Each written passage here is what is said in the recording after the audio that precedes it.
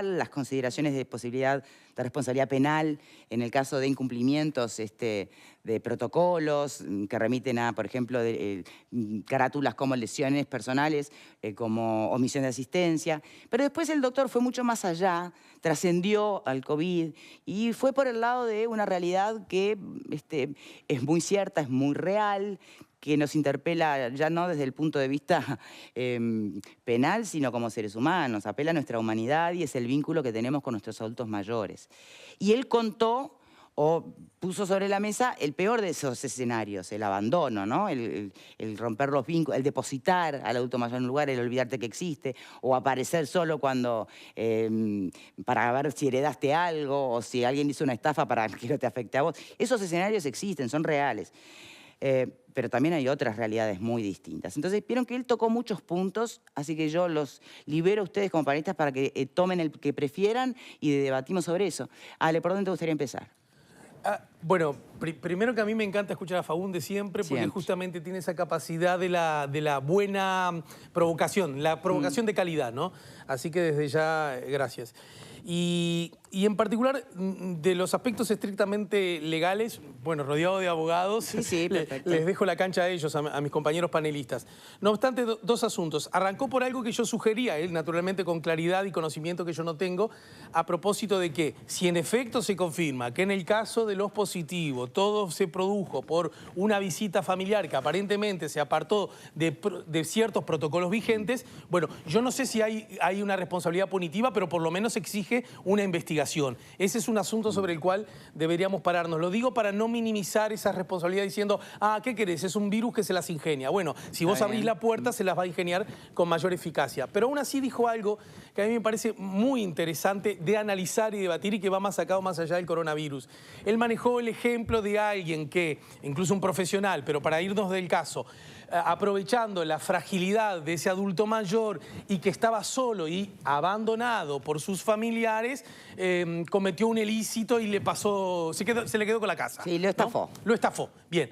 Entonces él decía, bueno, pero ¿cómo? Después muere la persona, llegan los familiares, él sugirió que llegan los familiares interesados en si alguien les dejó algo. Sí. Yo quiero hacer una salvedad. A veces llegan esos familiares, primero que no son cercanos ni medio cercanos, ¿no? Y a veces llegan porque te llaman las autoridades, te convocan. Ustedes algo y vos tenés que ir, no necesariamente porque buscas una estancia que a lo mejor quedó para vos. Y el otro asunto es, pero así fuera ese el escenario, así se tratara del peor el peor de los hijos o la peor de las hijas, que abandonó y maltrató a sus padres, que los llevó a un lugar en que los maltrataban y estaban abandonados, y una vez muertos ellos, se arrimó a ver si tenían partecita de la estancia. Eso, de todos modos, no explica, ni sugiere, ni de alguna manera suaviza la responsabilidad de quien lo haya estafado al pobre individuo. ¿Se entiende? Porque si no queda como, ¿qué querés? Esta escribana lo estafó porque los hijos de última no le daban bolilla. Podés tener malos hijos, eso habrá que verlo, pero en todo caso lo que no podés tener es personas que se salgan de la norma de la ley y abusen de la fragilidad de los adultos mayores. Bien. El honrarás a tu madre y a tu padre, el amarás a tu madre y a tu padre, lo que dicta de alguna manera sensibilidad y humanidad. ¿Siempre es exigible? ¿Debería ser legislado? Digo, porque él lo compara con la situación de todo lo que hay en la ley para que no se abandone un niño, está clarísimo. Los adultos tienen una trayectoria vital donde van sembrando y cosechando también, ¿no? Entonces, se puede legislar ahí. Es lo mismo plantearle, tenés que ocuparte hasta el último día de tu madre y tu padre a una persona que recibió lo mejor que esos padres pudieron darle, o a una persona cuyos padres fueron maltratadores, abusadores, negligentes. Cuidado con los países o los estados que se meten en los temas internos de una casa, de un hogar, de una familia. Es muy peligroso. Es un terreno muy, muy peligroso. Yo pienso que no, por lo menos que habría que cuidar de no entrar en ese terreno, teniendo tantas otras instancias en donde sí podemos cuidar. Para empezar, todo este tema tiene una legislación de hace 5 años con penas inclusive y con sanciones que no se han cumplido. Entonces yo me pongo en el lugar de alguno de estos hogares, por ejemplo, y de cómo podría... en el caso de separar hogar de residencia, es muy distinto. Sí, es cierto. Uno es sin fines de lucro. Me pondría en el lugar de todas estas residencias, no los hogares, y diría, bueno, pero si ahora alguien quisiera de alguna manera hacer jugar la ley penal contra mí por alguna suerte de omisión, culpa o dolo o lo que se me tipifique. Pero, ¿qué pasó con el Estado que reguló todo este tema y a mí en ningún momento ni me exigió nada, ni me controló, no vinieron una sola vez? Lo que decíamos ayer y le preguntábamos, o sea, la misma ley habla de geriatras encargados en las direcciones técnicas y no hay ni siquiera en el Uruguay la cantidad de geriatras para cubrir no los 1.500 centros o residenciales, ni siquiera la cantidad de residenciales que componen la agremiación del señor que vino ayer. O sea, el Uruguay me parece que lo que hizo en toda esta materia es un progreso manuscrito, un progreso legislativo, estableció una cantidad de sanciones para estas casas de salud, para estos residenciales, y nunca nadie le puso cariño o calor al control de estas cosas. Es muy claro que antes de llegar a lo penal, acá hay posibilidad de amonestación, está dicho en la ley 19.356, apercibimiento, sanciones económicas, sanciones pecuniarias, suspensión provisoria y clausura definitiva. Esas 5 instancias, si un Estado controlando estos centros o casas de salud podría haberlas tomado en todo este tiempo para no llegar a este problema. Pero me parece que todos hicimos la vista gorda, todos nos descansamos. Esto pasa principalmente a partir del año 2015 cuando se hizo la ley, pero no dudaría que anteriormente hubiera sido de la misma manera. Entonces, digo, antes de llegar a lo penal y justo en un momento donde estamos en una pandemia, en un problema, en una catástrofe, yo lo que armaría, lo que cuidaría es de que el Estado tome cartas en el asunto, imponga sanciones, imponga controles y le dé plazo a estas casas. Pero ¿qué pasa? Si vas hoy con la vara más firme, creo que los 8 años que mencionaban ayer que puede llegar a demorarte la inspección general hasta que te habiliten es es como hasta una burla a la propia burocracia, ¿no? Pero digamos, aún hoy, si hay uno de estos lugares que no cumple, que no puede cumplir o no quiere cumplir, creo que son escenarios distintos, lo cerrás. ¿Y qué haces con las personas que están adentro? Generás un lío tremendo, pero por lo menos habría que empezar a decir, bueno, te pongo plazos para que cumplas con estos 4, 5, 6 o 10 requisitos. O sea que tú dejarías lo penal por fuera en estos momentos. En este momento sí. ¿Vos, como abogado?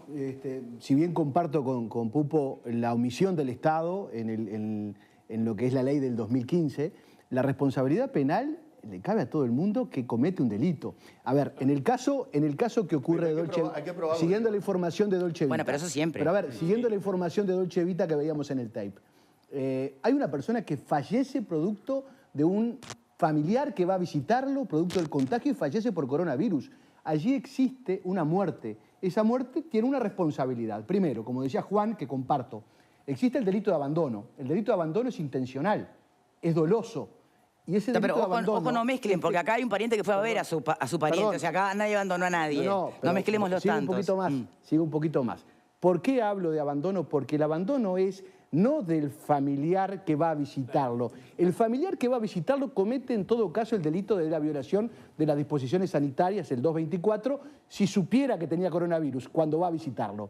Si digamos que no sabe que tenía coronavirus, ahí no tiene delito el familiar que va a visitarlo. En cambio, el dueño del residencial, que desde el año 2018 está denunciado en abril en la Fiscalía de este país, desde abril está denunciado, y hasta ahora, 2018, está denunciado en el Ministerio de Salud Pública y está denunciado en la Fiscalía. Y nunca cerraron nunca cerraron, y recién ahora el Estado, producto de esta situación, interviene ese residencial, que aparte tiene 25 viejitos que están con coronavirus. Hoy, entonces, allí el dueño del residencial es el garante por cuanto hay algún familiar que paga y por tanto ese familiar no lo abandonó porque hay alguien que está pagando para que el garante, el dueño del residencial, le dé la asistencia necesaria, y allí está el abandono cuando esos viejitos están descalzos. Tengo las fotos que surgen de la Fiscalía, que hasta ahora no hay resultados en eso, y esto también forma parte de una investigación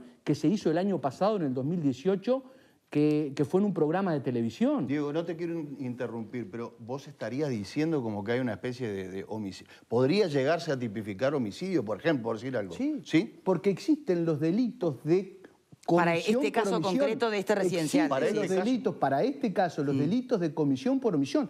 Y el delito de abandono dice tal forma, y es claro, siempre y cuando se aplicará abandono, siempre y cuando no exista aún un delito más grave. Y en este caso hay un homicidio. Entonces, los derechos humanos violados, los derechos humanos desprotegidos de nuestros viejitos, allí es donde tenemos, y existen situaciones irregulares en el Piñeiro del Campo hoy, existen situaciones irregulares en este residencial desde el año 2018, con una ley de cuidados que no se aplicó, con omisión del Estado y con omisión de la Fiscalía, por cuanto de ese delito denunciado en el 2018 hasta ahora no sabemos. Quiero aclarar que esa denuncia son trabajadores que eran enfermeros y que fueron los que denunciaron la situación. Trabajadores que fueron denunciados, fueron los que hicieron la denuncia, que sufrieron amenazas y violencia del director del residencial. ¿En este residencial de los 20? En este residencial. Entonces, si los trabajadores tuvieron que denunciar... ¿Por qué terminamos en esta situación? No sé cómo. ¿Por qué se llega a esta situación?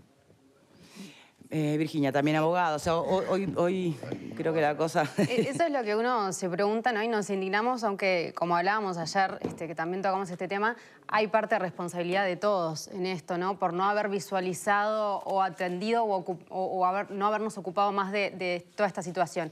Coincido con lo que hablaban tanto Alejandro como Pupo, de que de la responsabilidad en esto. Que haya un responsable no exime otras responsabilidades que pueden haber, ¿no? Sí, Por un claro. lado está el Estado, que tenía la responsabilidad, de acuerdo a la ley 19.355, de fiscalizar, aplicar sanciones, ¿no? Responsabilidades que se habían delegado específicamente al Ministerio de Salud Pública y al Ministerio de Desarrollo Social, y que uno se pregunta qué pasó con eso, ¿no? Porque también existe todo un régimen de sanciones y, bueno, por lo menos no nos está llegando la información de qué controles se hicieron, qué sanciones se aplicaron, y ahora nos golpea de frente esta realidad en la que es mucho más grave resolver la situación de todas estas personas, porque como tú decías, y más en un momento de pandemia, ¿no? Y de población de riesgo, además, ¿qué hacemos con todas estas personas? Entonces, por un lado está la responsabilidad del Estado, por otro lado está la responsabilidad de los residenciales, y ahí una precisión en cuanto a lo que comentaba el doctor Faúndez.